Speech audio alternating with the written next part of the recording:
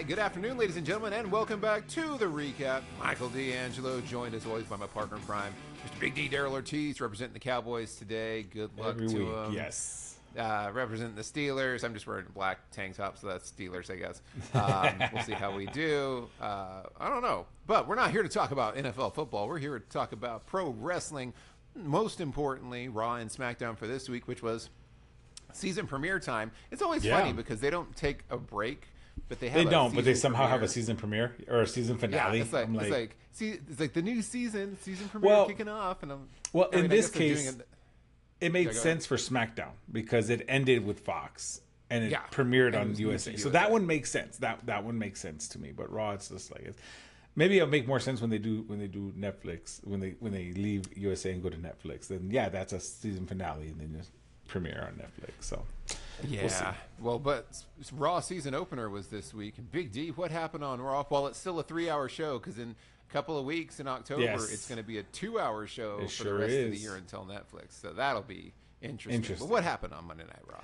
So Monday Night Raw, they actually started out with the Wyatt Six against American Made in that street fight, which in my opinion, I know we discussed this a little bit earlier too, my match of the night for sure, hands down. Yeah, Lots of hardcore spots, which I feel in the street fight there should be very little wrestling. There should be more just beating the hell out of each other with inanimate objects. So we got plenty of that. We got Nikki Cross. This is technically her in-ring debut as Sister Abigail, if I'm not mistaken, and she tore it up. Like she was all over the place. She was going into Ivy Nile with all kinds of weaponry. The kendo sticks, she just went to town on her. The trash can over her head. Yeah, the trash can over her head. Oh, man. All the spots. This had all the spots. Multiple table spots. Eric Rowan dominated. They eventually, took him down, piled up a bunch of junk on him. He did the big man spot where he just popped the monster spot, I guess, where he just popped out of the where he burst out of the pile. Well, because they put everything they could find. It got a little comical because they just kept piling stuff on top of him and then left him there for 10 minutes. Yeah, even the little flap thing from the commentary table, he just got it and just threw it on. He's like, that too. I'm like, okay. But it was good. Again, a lot of good spots on there. Uncle Howdy watching from ringside, which he was in full gear, which was this is the only thing you can kind of tell what was going to happen because he was in full gear when he showed up and he was sitting in the rocking chair. And then as the match went on, it cut over to him and now he's in his ring gear. Like he's not wearing his hat. He's not wearing his jacket. And you're already like, oh, he's going to come in here and he's going to do something.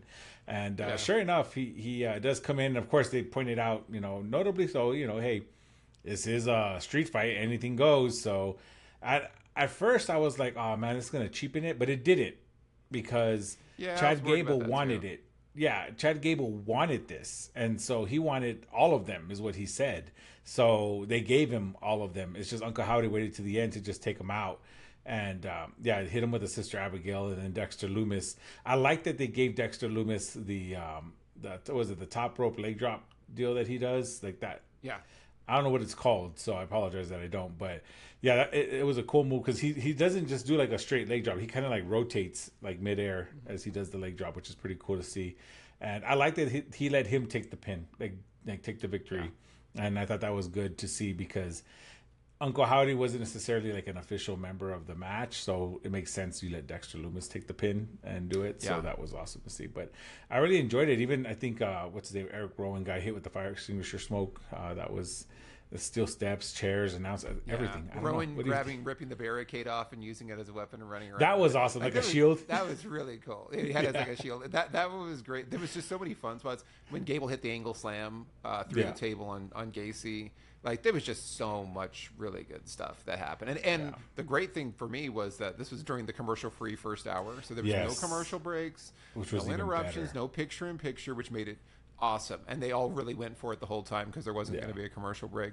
So this was loads of fun. Match of the night for me, too. Great way to start the show, but I was like, where do you go from here? So after that, for me, So after that, we had Damian Priest agreeing to a challenge with Finn Balor for Bad Blood. Yeah. Then of course him, Liv Morgan, Dominic Mysterio, Carlito, JD. They attacked him, and Rhea Ripley came out and they took her out with the. I feel like Liv needs to practice her chop block a little bit better, but they did it and. They're about to wail on her with the kendo stick, and Damian Priest does this thing where he covers her so he he covers for her, but then eventually he rolls off because he starts getting destroyed with the kendo stick. So they pretty much jumped them, setting up things for later in the evening. So we'll see how that goes. I don't know how you felt about that particular segment. Nothing really. Yeah, I mean, it was fine. It was. This is the setup for they're trying to get all their bad blood matches underway. So it's like this. Check the box. You knew it was going to happen. You had Jay used to come out with the save, so Jay's part of the club, I guess now, and they're going to keep building it with him and Rhea. Yeah, and I thought it was fine. It did what it needed to do. Yeah, I agree. And then after that, we had the Women's Tag Team Championship match: Bianca Belair, Jade Cargill against the Unholy Union. You had good teamwork again. They really do hype up the improvements that Jade Cargill has made on commentary, and I agree. I feel she has shown leaps and bounds from where she was before, and I think this is just part of her being polished by Bianca Belair, helping her, showing her the ropes and everything. They work really well together. They're very synchronized. I think it went well. Alba Fire, Isla Dawn also very well versed as a tag team. They work very well together. There was a few back and forth moments here, and then at the end of the day, they hit that what is it, the German suplex, whatever finisher that they have where it's the code breaker into the suplex, the German suplex with the bridge for the victory. And they retained against the Unholy Union, which was at first I was like, okay, they retained, but then I'm like, okay, they just made like one of the top tag teams look bad. So I don't know what happens from here, because now their options at opponents are a little more limited, because you got the worst faction name in history, Pure Fusion Coalition or Collective. Yeah, sorry. Collective, But they're currently feuding with Lyra Valkyria, Zelina Vega, and their mystery person, which we'll talk about later. Mystery partner. Not so much of a mystery if you knew it was Canada. But so I mean, I'm not sure who they could go up against now, but it looks like they're going to let them bounce back and forth from what we saw on SmackDown. So we'll see what happens. So I don't know how you felt about the match. Yeah, it was fine. I thought it was fine. You knew Cargill and Belair weren't going to lose. So no, of course not. This just felt like more of a, hey, we need a palate cleanser after seeing the 8-man tag. And the chaos that ensued in the ring. Yeah, and all the chaos and all that. Let's just get a kind of a normal match, something that's a little bit more by the numbers. So it was fine for what it was, but nothing was going to look great coming off of the opener. So you had the segment, and then you had this. It was okay. And one thing I want to note is that I'm sorry to go back, but that street fight, it took a good chunk of time. Oh yeah, and I love that. It was like 40 minutes. It was like a 40-minute match. All the commercial free first. Yeah, and I'm glad they did that. Honestly, I just wanted to touch back on that because it just dawned on me as I'm going through my notes, and I'm like, wow, that it was already time for the Bret Hart thing, and I was like, it came by so quickly. And I was like, that's why, because the Wyatt Six match against American Made, they took up a good chunk of time, which was awesome. So, anyways, it was so much fun. I was like exhausted by that time that match was over with. So I was like, all right, that was a good Monday Night Raw, everybody. We're good. Good night. That's how I felt. So after that, I was just like, like the rest of it just seemed blasé by comparison. But yeah, after that we got Bret. Speaking of blasé, we got Bret Hart. Yeah, we got Bret Hart coming down to the ring here. Huge ovation, obviously, during his hometown in Calgary, which was awesome. Yeah. He comes out. And of course, talking about, he was just giving his Bret Hart speech, and then before he could even say "screw Goldberg," Gunther comes out and makes it down the ring, and then of course he's getting booed heavily, and he's like, "I'm just trying to say, he's one of my idols or whatever." And I just want to talk to one of my idols, and he's like, "Well, I said one of them because you're my second favorite." He's like, "My actual favorite is Bill Goldberg," and I'm like, typical. I saw that coming a mile away. I'm like, okay. You knew it was coming, but it was I'm like, still Gunther, just like, nom, nom, nom. But you know what's funny is that it was a good thing to say, because he's just saying it for the cheap heat, because as the ring general is in his character, he would loathe Bill Goldberg because William Regal exposed Goldberg in WCW as not being able to wrestle. Anyone that saw that 6 minute he was terrible Goldberg match, was a terrible technical wrestler, and he did hurt a lot of guys, and he worked pretty dangerously. He almost killed Undertaker. He's like the antithesis of what Gunther stands for now. Yeah. So it was kind of like, there's some irony. He's doing it just to poke at him. I still thought it was great. And the funny thing is when you looked at Bret Hart's face, I'm assuming he knew he was going to say that. Yeah. But he still looked like really pissed. Of course, because he genuinely does hate Goldberg. So even he if he's hates like, Bill hey, Goldberg. we all know this. We're gonna do this for the show. I felt like it really did genuinely get under his skin. Yeah, it did. He got. It still impacted him because those that don't know, Bret Hart loathes Bill Goldberg with a passion. Goldberg single-handedly ended his career. Yeah, he did with an errant kick to the head. I mean, that was it was what it was, and he has not forgotten it. I'm not a huge fan of Goldberg either. I'll tell you the truth. Like, I think he was a great gimmick. That's the sidebar here. I think for what he was like he's a monster. Yeah. He was this monster that came out and squashed people. Was forever going to be the streak. You have a lot of guys that do that. You've had Braun Breaker kind of do that recently. Mm-hmm. So you have the monster that goes out and just smashes everybody. Asuka's done that. But he was very one-dimensional, and he was pretty reckless, and he did hurt people, and he didn't have a lot of personality, and he didn't have great mic skills, so he wasn't the greatest of all time. But what he was a big draw. He was a big draw. I just never particularly. My brother loved him. I was never particularly cared for him. Same I was here. More like a Sting guy. Yeah, I see. I didn't really care for him in the sense that his matches were just run of the mill, right? It was the same thing. It was he goes in, spear, jackhammer, like 3-minute matches. It was like, why even bother? And then they put the title on him, and I was just like, why are we gonna put the title on somebody who can't even wrestle? You know, I mean, ever since watching that William Regal match where Regal actually like took him to, they said, can we just make it competitive for 6 minutes? And William Regal, he's committed to the business, and he's like, yeah, I got you, we'll do it. And I mean, he wasn't trying to make him look bad. No, he was trying to help him. He went out there and tried to make him look bad. I'm like, he was trying to help him. Yeah, they told him make it competitive, 6 minutes. Make it competitive. Yeah, and he tried, and Goldberg was pissed. He was visibly frustrated because he didn't know what to do. And I mean, William Regal was livid because he was like, what the hell? I think that's when they found out that he really can't wrestle. And then I heard his locker room demeanor was very like poor towards the other athletes. So that also kind of, because I think they did an interview with him, and he flat out said, I didn't like wrestling. I never watched it. I was a football player, but they said I'll make money, so I just went. And that kind of got to me because I'm like, really? But I mean, even if that is the case, like at least he still doesn't. I mean, he still doesn't. Yeah. And I saw him. I think it was Chris Van Pelt. He did an interview with, and the whole time, like he seemed like just kind of dismissive of everything. And I'm like, dude, you have had a once in a lifetime opportunity, and you've got to travel the world, and you got to be a huge star in a huge industry.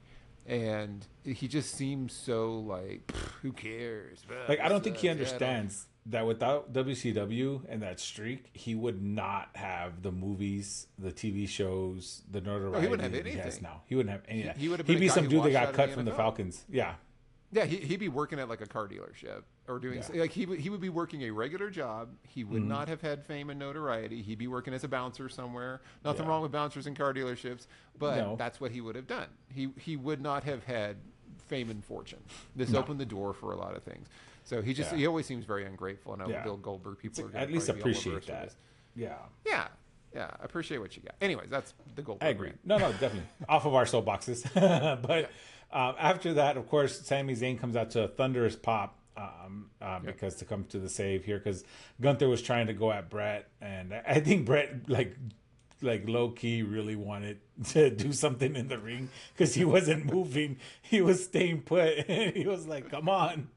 I think he low key wanted to do something. I think he wanted to slap on that sharpshooter one more time. But so Sami Zayn comes out.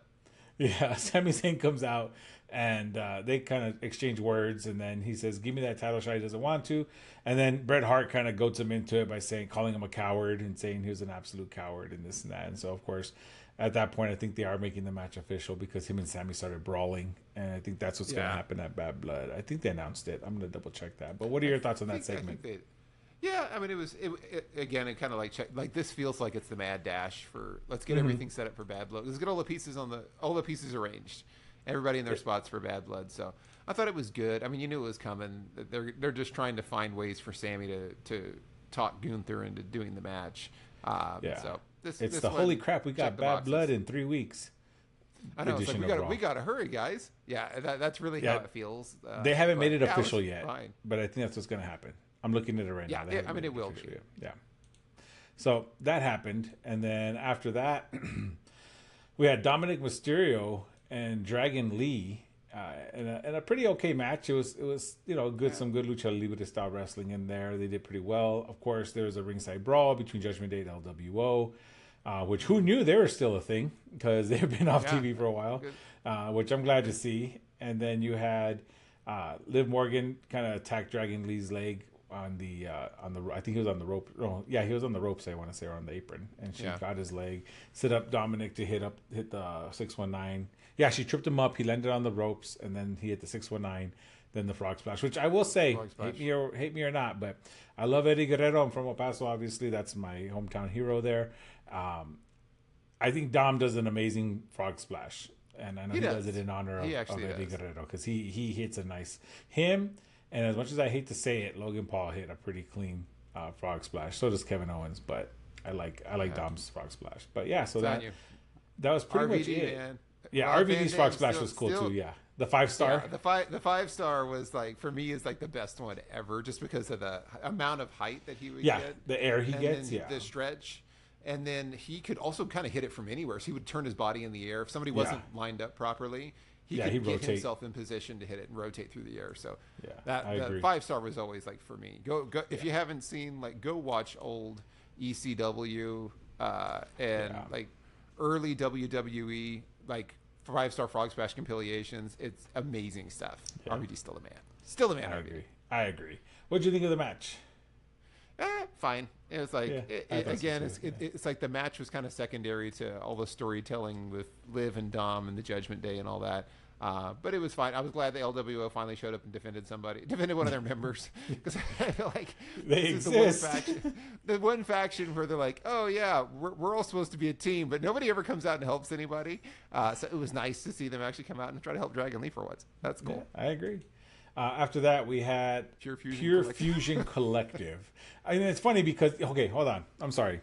This is a bit of a tangent here, but here's what's funny is I think everyone at WWE knows this name is horrible. And I know that, I think they know that this is not a good name, because even the ring announcer, I mean, and it's one of the best in pro wrestling, in my opinion, in Samantha Irvin. Yeah.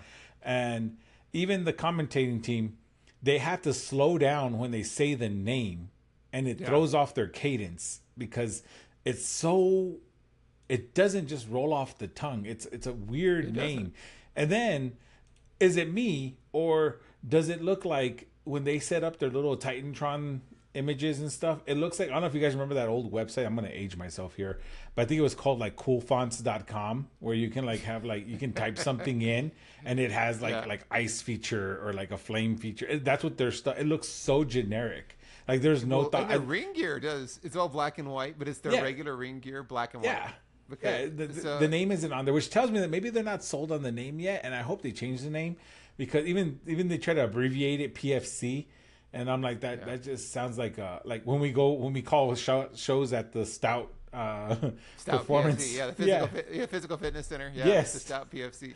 That's the gym out in Fort Bliss. But that's what it makes. I hate the name is so awkward. It rolls off the tongue like a mouthful of razor blades. It is so hard to say. And I think people, because it's Pure Fusion Collective, it's like it's all these different vowels. You're trying to enunciate everything, and you tend to mess up some of the words, because it's like, was it collective? Is it coalition? So they got to do something else. It's like, pick a different name. It's too late. Right. But I feel like we're committed. We're married to it now. Yeah, but I guess. Pure Fusion Collective. Whatever.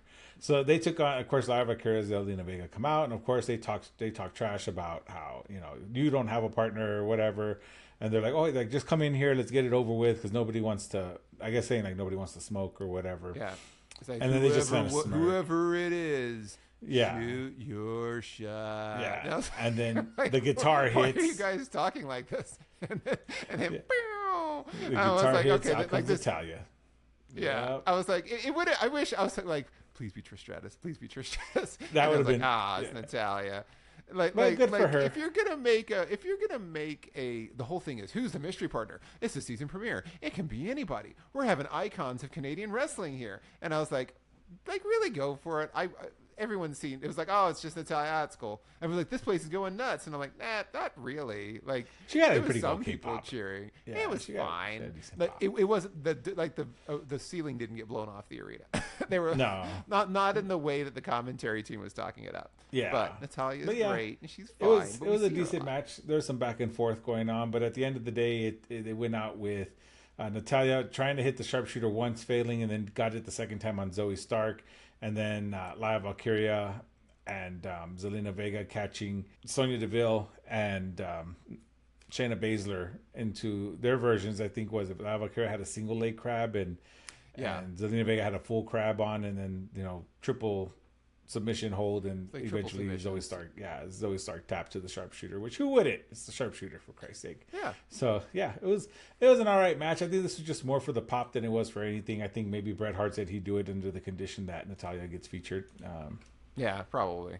which is fine. Natalia's a good wrestler. I feel like they have had I've said this before. I think I have to go back, but I've said this before.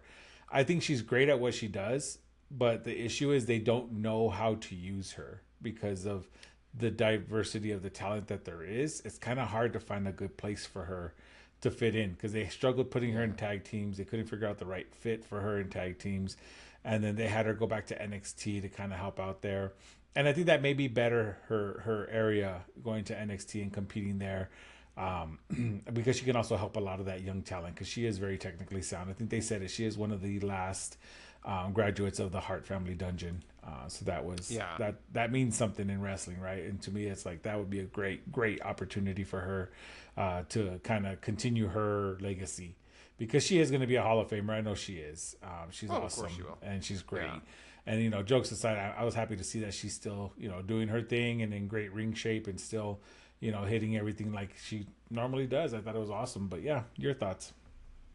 No, same here. I mean, I know I like to make fun of Nat all the time, but she's obviously very talented. It is getting to the point though where I think at this stage in her career, she's probably better off helping bring up some of the younger talent and some of the newer talent. But it was fine. I was just, we do see her so often that it didn't really feel like. It felt like you're teasing a mystery opponent, which we'll see that on SmackDown too. It's like we see this person all the time. Why is it really a mystery? So that was the only thing for me. The match itself was fine. I will say the Pure Fusion Collective really hasn't lit me a fire. And the other thing I'll point out here is that they lost. So you have the Pure Fusion Collective that we're the dominant force in WWE and we're taking over the women's division. And you already have Shayna Baszler and Zoe Stark who are a tag team and been a tag team for a long time. And then they got beat pretty definitively in humiliating fashion by three random ladies on the roster, one of them being a mystery partner. So I was like, this is kind of an odd choice. Like, doesn't that set them back and kind of make them look like jokes? But it's fine. I don't like them. Maybe this will be the opportunity for them to all face each other in a triple threat at Bad Blood. We'll break up the They collective. each come up with a name, and then the winner gets the name. That's what they the do. winner, we're going with that name. Yeah, that's what they'll do. But after that, we had Drew McIntyre came out and actually confronted Wade Barrett, kind of teasing a little in-ring, return for Mr. Bad News Barrett, which I would love to see. I was a Wade Barrett fan. I liked Wade Barrett. Yeah, I think he's really good. The Bullhammer is one of my favorite finishers too, because it's so cool. And so I would love to see that. And yeah, he kind of was talking to him, asking him why he stopped him. And you really couldn't hear Wade Barrett that much. They had the cameras on him. But then, of course, he got interrupted by Adam Pearce, who just said he's had enough. And he, go to Drew McIntyre. And just as I suspected, they're going to have predicted. When I saw this, I was like, man, Big D must have like he got a earpiece in the writers' room. I wish, but yeah, they because you said this last week. Yeah, he comes out and he's gonna get CM Punk at Bad Blood inside Hell in a Cell. So he's doing his best Vince McMahon impression. I'm sure his vocal cords were hurting, but yeah, that's what we're gonna have at Bad Blood, which I'm excited for. Like I said, I was saying last time, it'll be a good blow off match to. This is it. This is the last match to determine to end the feud, and this one should be bloody. I'm hoping because it's at this point, it's a blood feud, literally at Bad Blood. So I mean, I hope so. Yeah. I saw this and I was like, Big D got this one right once again, and I gotta tell you, so it is another gimmick match for them, which honestly, when you think about it, every match that CM Punk has had since he got back has been a gimmick to an extent. So we had Royal Rumble, then we had the match at SummerSlam, which was a special guest referee match.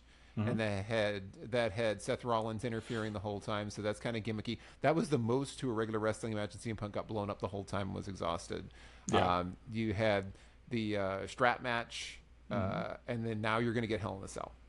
So it's all matches that really are trying to not expose CM Punk as just in a straight up wrestling match with nothing that can buy you time, nothing that can limit what you're doing. I get that they're trying to keep him from looking bad. That's at least the way that I've taken this. They're trying to keep him from they're trying to keep his age or his conditioning, or whatever you want to call it, from really being shown in these matches.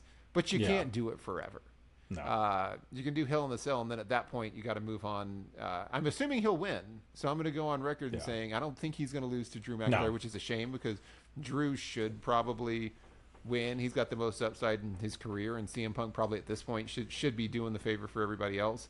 But Punk will win, and then he'll move on and going to pursue the world championship. Yeah, but at Survivor Series. I don't know. It'll be fun to see it, though. It'll be a good match, I'm sure. Yeah, it will be. Speaking of good matches, we had Rey Mysterio versus Finn Balor, which was actually set up beforehand because Rey went out and started talking trash to Finn Balor, and so he accepted it. So you had a one-on-one match, but of course with these two, it's never one-on-one. So we had LWO and Judgment Day barred from ringside, but what ended up happening is that Finn Balor had Rey Mysterio in a leg, kind of like a leg lock in the ropes kind of thing. Yeah. And he refused to let go, got the 6 count, and they rang the bell. So again, it was a good match up until that point, and I think that's what messed it up because it was. Though both guys are great, I'm guessing this is going to set up. I'm assuming this is going to set up a match in the future, but not at Bad Blood, because at Bad Blood you're going to have Finn Balor and Damian Priest, which I'm hoping is the return of the Demon King. That would be great, but yeah, it's going to be Finn Balor and Rey Mysterio at some point. We'll see, but yeah, that kind of bummed me out the way they ended that match because it was so sudden too. Even the commentators were caught off guard. So I don't know if Rey legit got hurt or maybe that was just part of the plan. But it was just weird. It just ended so sudden. Yeah, I agree because I was really enjoying it because I'm like, hey, they had great chemistry together. I like Finn catching and countering the 619. So you don't really see that happen very often. It was a cool match, and then you had this. Oh, now he's refusing to break the hold and just trying to punish him, and then disqualified. And I was like, and he kind of kept on, beating on him afterwards and attacking him. So it felt like they didn't really know what to do there. They didn't want to have Rey Mysterio lose to him. Yeah. And it just felt a little clunky. But it was a great match up until that point. I agree. After that, we had the main event, which was my runner-up to match of the night, which was the Fatal 4-Way. It was Jey Uso, Braun Strowman, Ilya Dragunov, and Pete Dunne. Beforehand, you had Pete Dunne being interviewed backstage. I'm already going to go ahead and do this for Big D because you called this one too. Yeah, it's all good. But it was funny because you had Sheamus attack Pete Dunne backstage, which we had said would probably happen, but it happened backstage, and then he took back the shillelagh and tried to beat him down. So of course, hobbling over comes, Pete Dunne into the ring, and then Ilya Dragunov. I kind of liked. I don't know. I liked how Braun Breaker made his way to each person backstage before the match to just kind of like subtly talk trash. I guess just kind of getting a feel for each of them. And so he did that to Ilya right before the match. Ilya Dragunov before the match, and Jey Uso just walked right in to cut him off, and then he kind of looked at Jey, and Jey just started walking, and then the camera followed him, and then he did his entrance, which was cool to see. So yeah, obviously after seeing that entrance, I was like, yeah, Jey Uso is winning this match. But well, yeah, and you also said it last week too, and you and I were going back and forth, and I was like, I think it's going to be Ilya. Like they can't have Jey lose another match, and you're like, nah, I think Jey's going to advance, and yeah. He is because it looks good. You got that microphone in the room. It looks good on him because they're going to eventually reunite him with the Bloodline, so it'd be good for the Bloodline to have some titles on their hands. But I think what it was also predicted was the interference of Bronson Reed, which was a violent, a cool looking splash off the barricade onto the commentary table, which was It happened fast. Yeah. It was so fast. It was Yeah. just like before you know it, Well, I Braun was like, was he, Strowman hiding, turns was he around. hiding back there with Samantha Irvin the whole time in the ring area because he just popped up and was like, and just went. He for did. It, so It was like weird. Where He just was like he? popped up, jumped up on the barricade, and boom! Braun Strowman turns around, catches a splash into the, and just pretty much took out Braun Strowman at that point. Which again is going to set up their match. I'm hoping that Bad Blood, that would be a great match to see. Just I would think that should be like a Falls Count Anywhere match. That'd be a really cool thing to see because both men are great, and I think that'll be really cool. But yeah, you had, and then I like towards the end. I'm just going to fast forward there because lots of great spots happened. Lots of super kicks, lots of hard hits. Because of course it's Ilya, it's Pete Dunne, it's Braun Strowman, Jey Uso, and so I like how I love the visual where Ilya in like a last ditch effort hits the H bomb on Pete Dunne and just falls on him for pretty much the victory because he's out at that point. And I guess he hears Jay get in the ring, and as he looks up while he's laying down, while he's pinned, he looks up and catches a super kick right in the face, like right in the mouth. Takes him off, breaks up the count. Jey Uso lines up Pete Dunne, hits the Uso splash, and takes the victory. So that was a great finish to a good match. I really enjoyed it. It's just I felt the Wyatt 6 match was a little bit better. But what did you think?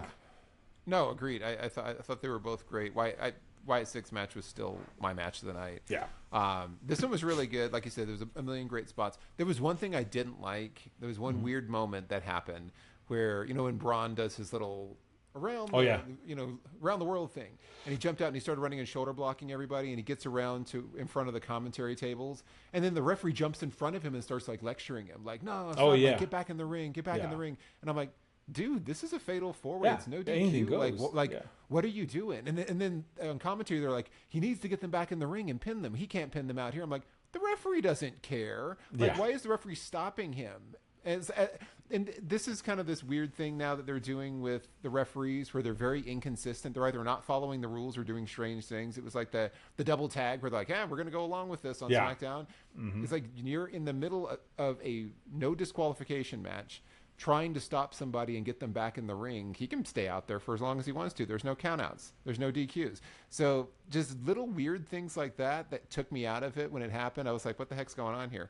And they did that to kind of stall. I think it was almost so that that was right before the splash through the announce table because he cleared the announce table and then Bronson Reed splashed him. And so it was almost like, did you do this to kind of stall for time and Probably. trying to He get got there Bronson early. Reed in place? And he maybe got there too soon. So it was weird, but that was the only thing that kind of took me out of this match. But other than that, it was great, and congrats to Jey Uso. That'll be a great match with him and Braun Breaker. I don't know if he beats Braun. I still feel like it's way too early, but I also don't like the fact that they keep having him be the runner-up in these title matches. Well, so maybe it's the fuel to get him back into the bloodline, too. I mean... Yeah, could be. Maybe he Jimmy pops up and costs him another title. I'm like, we haven't seen Jimmy in a while. No, Jimmy tries to help him and he still loses. And then he's like, "Come on, let's go to the bloodline." Roman comes out, "Come with me. I need y'all right now." But yeah, that was Raw. I would honestly probably give this Raw. I'd give it an A just because I love the commercial free first hour, and I love that the street match took the bulk of the time because the street match should take time. There is no 15-minute street match. I'm sorry, but that doesn't exist. You need to have an actual all-out brawl, and they did. All the spots happened. You also had a great match before it just ended abruptly with the Rey Mysterio Finn Balor match. You had the fatal four-way, which was great. You had I like the story building. I like the little hints for Drew McIntyre, Wade Barrett. That would be an interesting match to see. Bringing Wade Barrett out of retirement, maybe just for one time, setting up the Hell in a Cell. And I enjoyed a good chunk of it, so I would say an A for this one. Yeah, I would agree. I think it's an A show. It was bookended by the two best matches of the night, which was nice. Yeah. I mean, it started off really strong.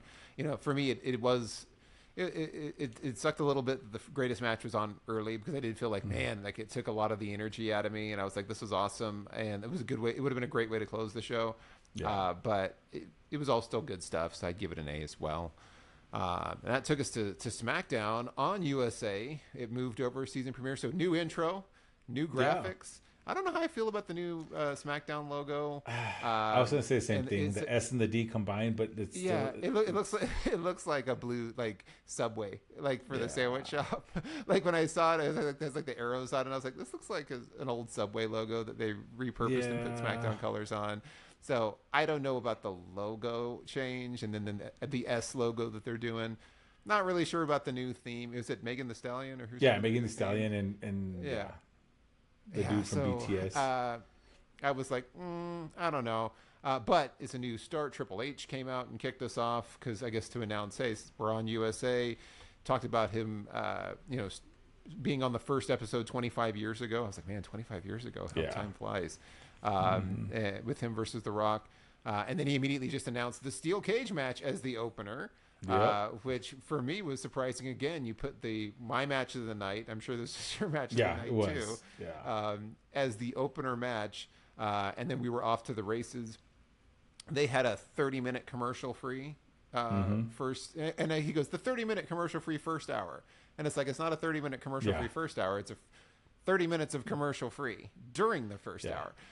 So we basically got a 30-minute steel cage match. Yeah, is what pretty this, much translated over to.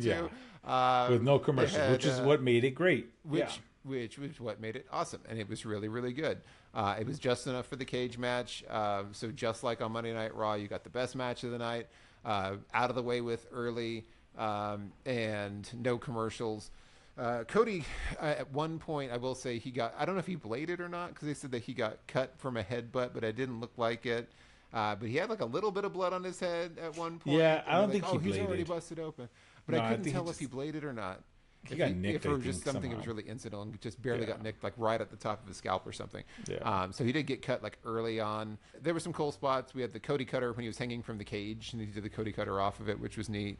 Yeah. You had Solo superplexing Rhodes off the top of the cage, was really cool, and it looked a little sketchy when he landed, because he landed like right on the top of his upper shoulders and neck, so it looked bad, and it looked like a pretty rough landing on the replay.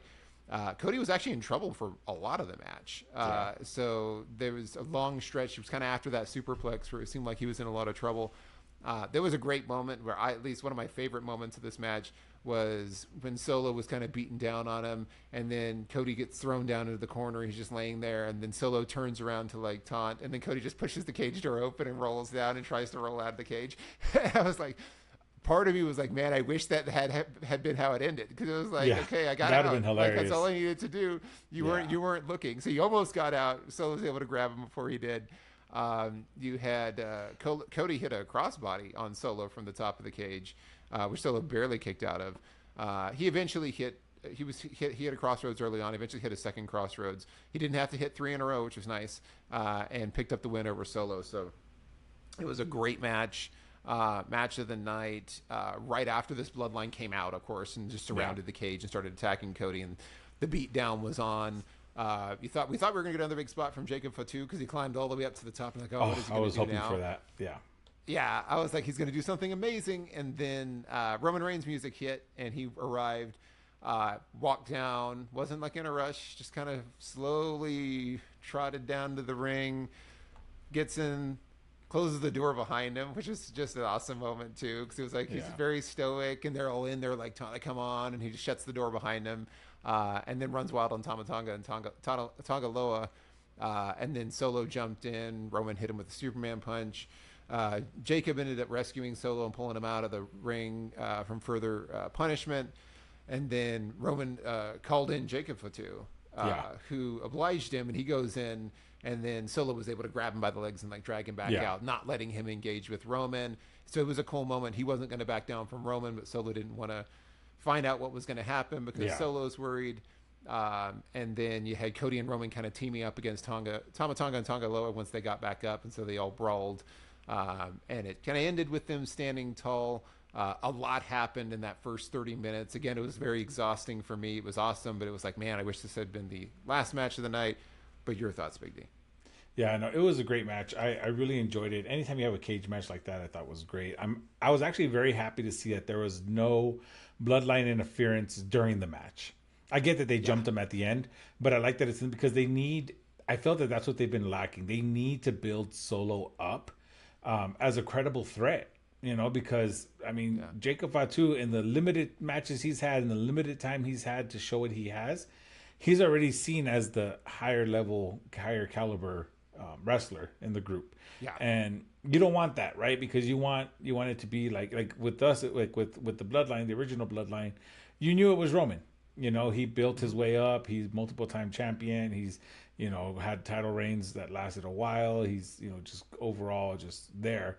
And so he was like the top tier person, but here it's been kind of iffy on who it is, and I think that's where you see some of the jealousy from Solo when Cody offered Jacob the title match and not Solo, and I think that also spoke to it. So I kind of feel like you needed to let Solo do this on his own so that he can prove himself as the tribal chief, and I like that it's setting up. Roman still, right? We haven't seen Roman in a little bit. He came back out and. It set up some good spots for later on in the night, but overall, I was very happy. This was my match of the night. I really enjoyed this match. The spots were great. Yeah. Everything was good. It was really good stuff.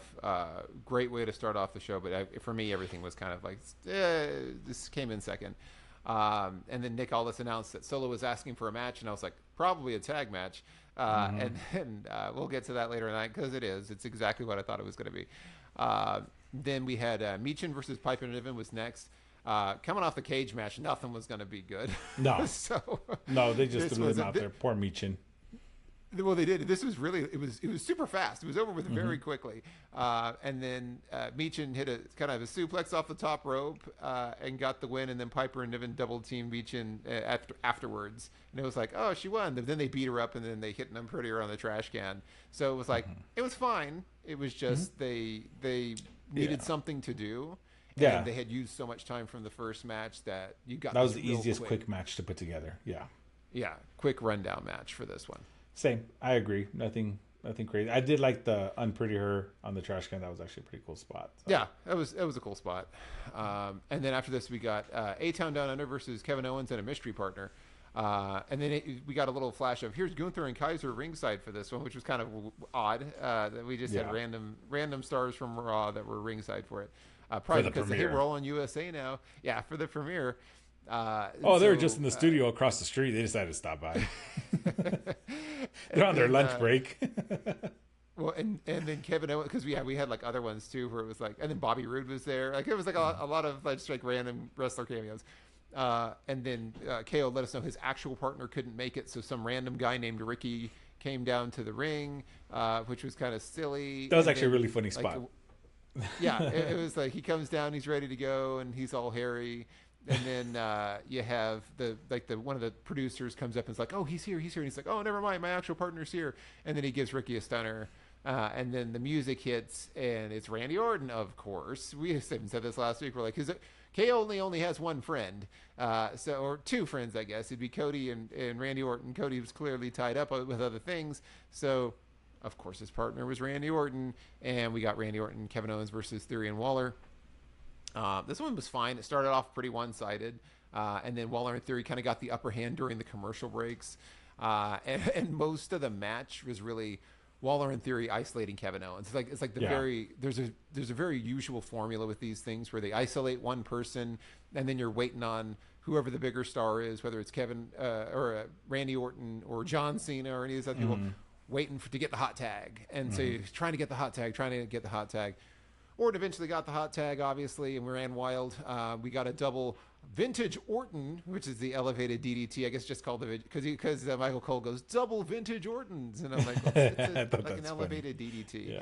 Yeah. So they did that. You got a simultaneous stunner and RKO that happened at the same time.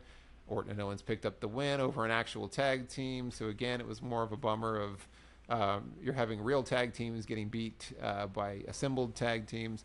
But we know Waller and Theory are kind of heading towards Splitsville. They're still sowing the seeds of dissension with them. But it was fine. It was what it was. I'm never super interested in the Waller and Theory tag matches and they've been putting together and stuff they've done with them and Kevin Owens. So it was okay for me. How about you? I agree. I mean, So yeah, and I mean, in defense, of course, Kevin Owens and Randy Orton have been a formidable tag team before, so that's a good thing. But Yeah. that's why we all knew who it was going to be. There's no surprise there. But I honestly prefer Austin Theory as a solo competitor. I don't I do think too. I don't see him as a tag partner as much. I think he's a way better, maybe in a faction like he was with the Way, with Johnny Gargano. I thought that was cool, but in the faction, yeah. But I'd rather see him go after a solo title. When he was U.S. champ, I feel he did some of his best work in the main roster as a U.S. champ. Just being that uber heel, just the one that everyone despised. He got booed out of the building, and it was great. So hopefully they get to that soon. Excuse me. I hope they get to that soon. I hope that's where they're headed with this. But yeah, overall, it was a fun match. I did like the double team work there with even KO kind of mimicking the Randy Orton little like prowl kind of thing that he does, and I thought that was pretty cool to see. So, but yeah, it was fun. It was okay. Yeah, it was fun. It certainly was. And then we got Nick Aldis saying, Solo Sikoa and Jacob Fatu are asking for a tag match at Bad Blood. So filling out the Bad Blood roster, Bad Blood versus Cody and Roman. And they've already signed the contract, and then Cody popped in and was like, I'm not signing that contract. I'm done with the bloodline. They're Roman's problem. Peace. And then left. And, well, I guess we'll address this later. And I'm like, he's clearly going to sign it, but we'll get to that later. After that, Nia Jax came Well, real out quick, I'm saying sorry. she's gonna... One more thing to add. Yeah. I don't know if anyone caught this, but during that part when they were talking to Nick Aldis, the camera was kind of shifted over more than it should have been. And on the pillar was the Wyatt Six logo. Yeah, no, I didn't catch that. Yeah, so like it's like him and I forgot her name, sorry, right here, and then like off to the side there's a pillar and it had the Wyatt Six logo. So we might be seeing it was purposely Wyatt that because then after a while they fixed the camera angle, that was like intentional. So I'm hoping that means that the next Wyatt Six victim is going to be on SmackDown. So we'll see. Yeah, it'd be nice to see them kind of move back and forth between shows. I would love that. That's how Bray was, I think, if I'm not mistaken. The Fiend wasn't particular to one. He would just jump back and forth, which I think they should leave it like that. So cool. But yeah, sorry, you're Nia Jax. No, you're good. Nia Jax out saying she was going to annihilate whoever her bad blood opponent, whoever that may be. And then Bayley came down and interrupted and talked trash. And then Tiffany Stratton came down and interrupted. And then Naomi came down and interrupted. So long story short, we're getting a tag match next week. So tag match next week between Nia Jax and Tiffany versus Naomi and Bayley, with the stipulation of whoever picks up the win will face Nia at Bad Blood. So I guess that means if Naomi gets the pinfall for her team, then she gets it. If Bayley, which means they'll be trying to stop each other from getting pinfalls. Yes. And then whoever loses, so I guess it's whoever takes the pin, is banned from SmackDown. Yep. Is what she said. So I don't know if you want to do any predictions here. I'm almost wondering if you're going to have Bayley win and pin Tiffany Stratton, and then Tiffany Stratton's banned from SmackDown. And this is kind of the catalyst of that you're already going to have them break up. And then at Bad Blood, you have Tiffany try to cash in. I don't think they'll do a cash in on that. But I don't know. Yeah, because originally I thought maybe she'd cash in after the tag match, but I don't see them doing that like on a Raw or SmackDown. So I feel that if that doesn't happen, if Tiffany doesn't take the pin and lose, then I would say because Naomi is married to take the pin. I think it's Naomi's going to take the pin because she can go back. She's married to Jay in real life, if I'm not mistaken. So Naomi would get pinned by Tiffany Stratton, and Tiffany Stratton gets the match. No. Between the two of them. No. The thing is, of them two, whoever gets the pin will win. So it's either Bayley or Naomi. But if Bayley or Naomi lose, then whoever got pinned is out. Well, yeah, but then if Naomi gets pinned, then Nia Jax doesn't have an opponent, right? For Bad Blood. Right. It's neither one of them. Yeah. Yeah. But that's why I'm thinking Bayley gets pinned. They got to give her an opponent, though. So if Bayley gets pinned, though, but she would get pinned by Tiffany. That's why I'm wondering if Tiffany's going to be like, well, wait a minute. You said whoever wins gets their match. So I guess I think I see what you're saying. So then in that case, what I would say is going to happen is Bayley's going to pin Tiffany to get the title match, and then it's going to give Nia a reason to kick her out of. Well, yeah, because that's what I was thinking. I was thinking Bayley's going to pin Tiffany, and then Tiffany's banned. I think you're right. So Tiffany will get banned from SmackDown, and then Tiffany, of course, that'll be like the last thing. and then you'll see. I think you'll see at Bad Blood Bailey versus Nia Jax, and then Tiffany will come down and cash in. Yeah, because I think you're right. Yeah, I think you're right. But I don't know. That. We'll see. We'll see because it was very confusing when they were talking it through, and I was like, okay. I'm sure it's going to get. We'll see how. I'm sure before the match next week, it's going to get over-explained by commentators. Yeah, so they're going to have sure, like a flashcard. Michael Cole will tell us. Now like, remember, everything, like, remember everyone. If this person loses, now if this person wins, give us all the. And then Corey Graves is like, I'm having to do a fish diagram to figure out what's happening here. So they'll get it figured out. Speaking of fish diagrams to figure things out, that's a terrible segue. Andrade versus Carmelo Hayes for the 5th time was up next. 5 time. And because they're 2-2, we got to see that on the graphic a lot too. They're 2-2 against each other. So we're seeing them for the 5th and hopefully final time. Carmelo jumped Andrade right before the bell rung and just attacked him because he's like, "Hey, I haven't tried this before. Let me just do it." The match was great because, of course, the match was great. These two were awesome. But it's like we've seen them a lot. They did have a kind of a cool Spanish fly off the barricade, which was kind of cool. That they hit like right before it went to break. A big chunk of this match was picture-in-picture commercial break, which is a bummer for me because I know they got to pay the bills and everything. Lots of spots and near falls happened in this one. It did end with Andrade hitting his finisher from the second rope, I believe, which was pretty cool as well. So Andrade picks up the it's not even the rubber match because this is the 5th time, but it's the last time they're going to face each other. So Andrade will now move on to face LA Knight, which as soon as the match was over, like it was like 1, 2, 3, Andrade's music hit, and then like 3 seconds later, LA Knight's music hit immediately, and then he just kind of walked out and he cut his promo on Andrade. And just let him know he's got a U.S. title match next week, so it won't be at Bad Blood. It's going to be next week on SmackDown. Andrade versus LA Knight. Which obviously LA Knight will win, but I'm sure that'll be a great match too. It will be a great match. This was a fun match. I really like this match a lot, and I am going to throw something else out there. Here's what happens next week: is they have their title match, and Carmelo Hayes is going to interfere, and it's going to turn into a triple threat at Bad Blood for the U.S. title. Jinx. Oh, please! I hope not. I really hope not. Just because I'm tired of them doing that. Something in my gut tells me that's what's going to happen.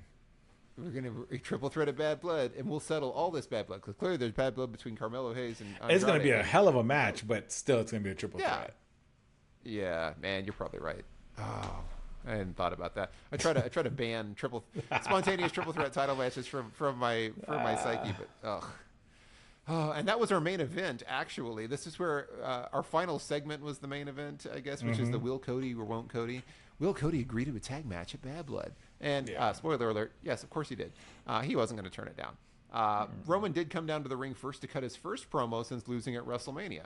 And it was a really good promo. And he basically said that, you calling me the original tribal chief, I'm the only tribal chief. And then he was like, I'm going to handle bloodline business. I don't need anyone's help. I don't need a match. I don't need to sign a contract. I'm going to take care of this. I don't need, especially Cody's help. And then as soon as he said that, Cody interrupted. And then Cody's like, yeah, you say this ring is yours and the WWE is yours. Well, it hasn't been yours since WrestleMania. Wah, wah. And then we got a couple of mic drops because they were going to throw down. And then Solo and Jacob came down and interrupted. Basically to cause a distraction so Tama Tonga and Tonga Loa could jump Roman and Cody from behind. Bad idea again, because we already saw this earlier. They got their butts kicked and they got their butts kicked again. And that was really enough to change their minds. They both signed the contract and it ended with them standing tall. They've signed the contract. The match is on for Bad Blood. Felt a little unnecessary to do it at the end here because you knew it was going to happen.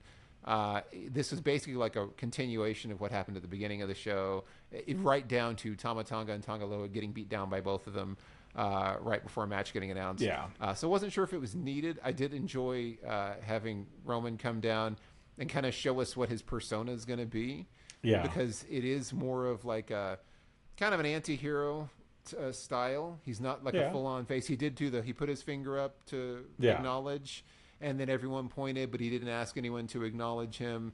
He wasn't mean to the crowd, but he was kind of like, I don't need anybody. I don't need Cody's help. So I like this version that they're running with, where he's not, I don't want him to be like CM Punk going, hey, Denver, Colorado, you're the best. How about them Denver Broncos? I don't want him doing anything like that. So this was nice. Cheap pops. I enjoyed Yeah. seeing that. No, not going for cheap pops, but that's how the show ended. Big D, what do you think of the last segment? So yeah, I mean, I liked the psychological piece of it, right? Because he came out saying he didn't need anybody and all that good stuff. He was going to handle business, and they get jumped. Of course, they defend and all that stuff. But the psychological piece comes from, if you notice in the beginning when Nick Aldis was in the ring with him, he asked Nick Aldis for the mic. He just put it like he did with Paul Heyman. He just Yeah, he just put his hand out. Yeah. Yeah, and so he gave him the mic, and that's when he stuck his promo, whatever. So Well, fast forward. first he gave him the contract, and they looked at him like, "What?" And like that was funny Yeah. because he hands him the contract, and he looks him up and down. And he goes like, and then he drops it, and he puts his hand out again. Yeah, and, and so he gives him the mic. But yeah, the second part came fast forward after they got jumped and stuff, and Roman Reigns got mad, picked up the contract, and signed it.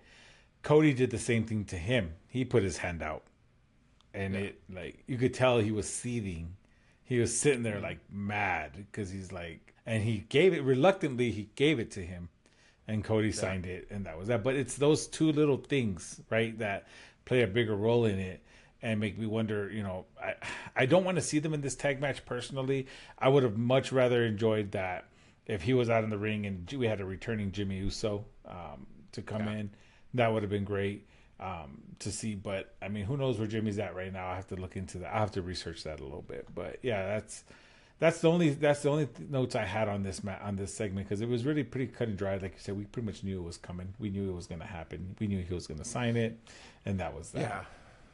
Yeah, and it was good. It was a solid show. I mean, I give the SmackDown an A overall. Match of the night, the cage match was fantastic. Everything else was good, but yeah, it was nothing could really compare to the way that the show opened up. Very similar to Raw for me. Yeah. But yeah, strong week of wrestling. They're moving all the pieces in the board together, getting ready for Bad Blood, which is coming up pretty soon. It'll be here before we know it. October 5th. But October 5th coming up in a few weeks. So we'll see how it all plays out this week. But yeah, that's what we got this week in WWE. So don't forget to like, share, and subscribe. Comment. Let us know where we got it wrong. Let us know what you think as well. Let us know how much you dislike Bill Goldberg too. We'll add that. Yeah. Add that Forget to the that list of guy. things. Yeah, whatever, man. Or if you love Bill Goldberg, let us know that as well. Everyone loves Goldberg. So until next time, I've been Michael D'Angelo. He's been Big D, Daryl Ortiz. Have a great week, everybody. We'll see you soon.